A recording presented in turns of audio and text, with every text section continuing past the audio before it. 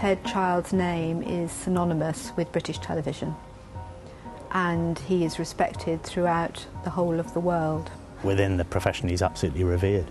Ted is a very, very great talent as a producer, as a writer, as a director, as a managing director, as a creator of series. I've known Ted Childs for about 25 years, and I remember the very first time I mentioned Ted's name to my father. I said, I'm going to work for Ted Childs. And he said, not the Ted Childs that made The World at War. And I said, yes, it is. He said, oh my God, then it's going to be fantastic. He's so highly respected in the profession that he will always get the best writers, producers, directors and actors to work for him. There's a wonderful picture I have here of Ted and John and Jack Gold, one of our very best directors, and Chris Burt, who is also one of our best producers. Those were the sort of people that he always worked with. I mean, the wealth of different drama he was doing, and the spread was wonderful. Time without number, I've said, what are you doing? And he said, well, you know, just working on some programme. He's responsible for things like Inspector Morse, the wonderful Inspector Morse, Cavanagh QC, Soldier Soldier, Goodnight Mr. Tom, wonderful. I didn't know that he'd been chairman of BAFTA until it slipped out. The awards, various industry and professional awards that he got, these were never mentioned in our meetings. All those things were very popular, as you know, the Cavanagh and the Morse, for instance, those series. And Mr. Tom, as it turned out, was also enormously popular. So you had a touch, a knowledge of where the market was. I really came close to Ted on The Sweeney with John Thaw and Dennis Waterman. He was the producer, I was the supervising editor. There are great stories that Ted will tell of when he was directing things like The Sweeney, and he would have to stay up all night and rewrite scripts. Making the scripts work, he was absolutely brilliant at. A real knowledge of how you cut scenes around, you change scripts around, and the knowledge of working with good writers. I think many of the series that Ted actually made over the years were his own ideas. He's absolutely in the moment. I mean, Sweeney, I think I'm right in saying, was the first to be done on film, which is what gave it its pace. Ted was great at ideas. It was him that realised that more should be 2-hour films, which was a big gamble at the time, so he took a lot of risks in his career and full of fantastic ideas. The last time we worked together was on Lewis.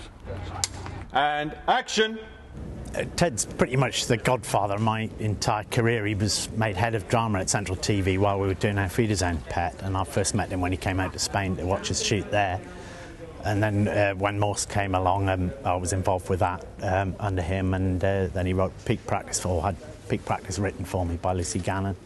And then it was him that persuaded me to come back and do Lewis after the Morse series finished. So, yeah, he's responsible really for the whole of the last 25 years of my career. Apart from the ones I worked with him on, he had other things going on all the time.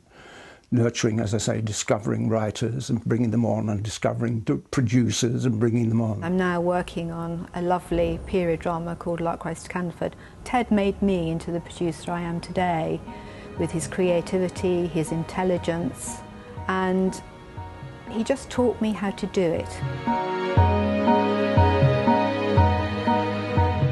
Ladies and gentlemen, Ted Childs.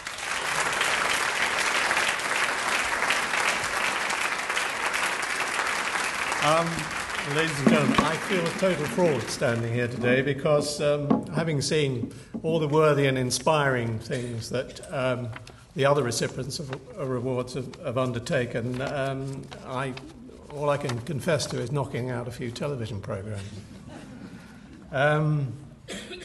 I'm delighted that the university is seen to give me this award, not least of all because it might be argued that I'm well past my sell-by date. Give or take a week or three, I first came to this university as a student exactly 56 years ago. And for me, a working class lad on the make from East London, it was an awfully big adventure. Nottingham was then, I think, the only campus university outside Oxbridge, and the university park, and it was more park than university in those days, was decked out in its full autumnal glory, and I, as a naive romantic, thought it was all wonderful. With hindsight, I probably chose the wrong course.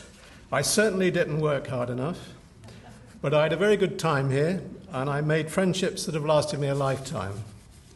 I wasn't an academic high achiever, but the degree I did get afforded me a vital passport into a career I've enjoyed.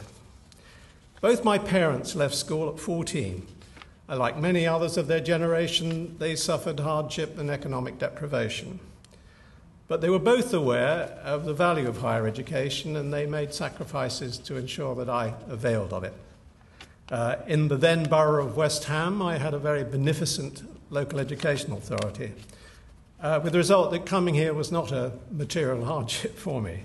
And I do worry a bit, frankly, now, with it being very difficult to go to university, it being far more expensive than it was in my time, that people from my sort of background will still be able to come to universities like this and still avail of all the opportunities that were given to me.